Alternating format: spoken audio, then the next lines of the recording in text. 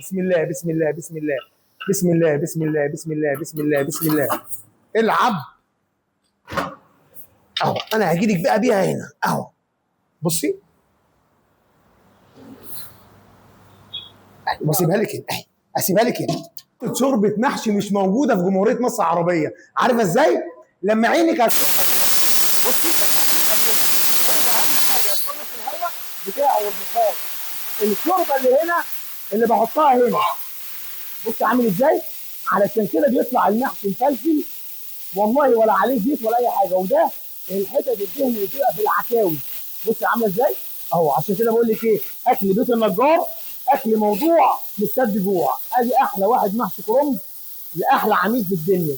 ادي اول واحد. خد يا باشا واوريك الثاني اهو. وادي ثاني طبق. ده طبعا ايه؟ بص المحشي لغايه اخر الحله كله عامل كده اهو. بسم الله بسم الله.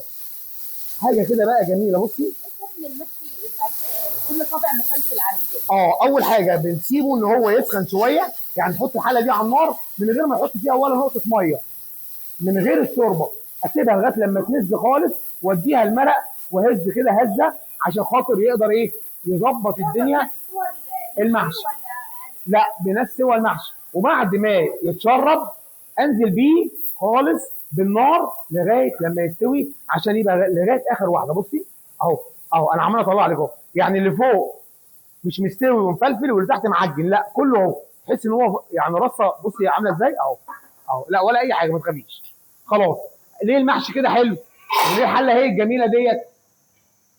عارفه ليه؟ خد يا اوسي واحد الكرنب اهو. عشان اللي انت هتشوفيه دلوقتي ده مش هتشوفيه في اي مكان، وانا هنزل لك الحله تحت شويه عشان تقدري تشوفيها. بسم الله بسم الله بسم الله بسم الله بسم الله بسم الله بسم الله بسم الله. العب اهو. انا هجيلك بقى بيها هنا اهو. بصي واسيبها لك هنا اهي. اسيبها لك هنا.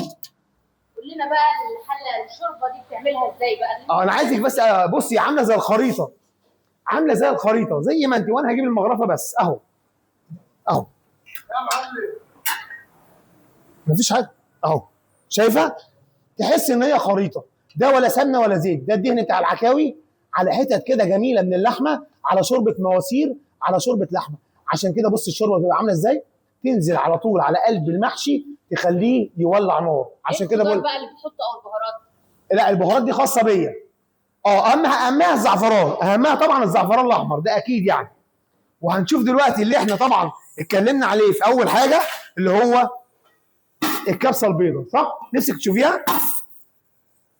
نفسك تشوفي الكبسه البيضاء؟ يلا نشوف. حاضر عينيا ثواني.